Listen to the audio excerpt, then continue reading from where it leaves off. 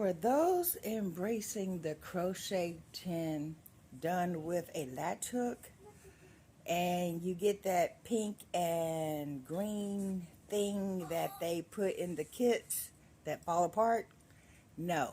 Go to Michael's or Hobby Lobby's, get yourself a real latch hook. They look like this. This one is brand name Kron, which is a famous yarn company. I've had this thing for almost 15 years.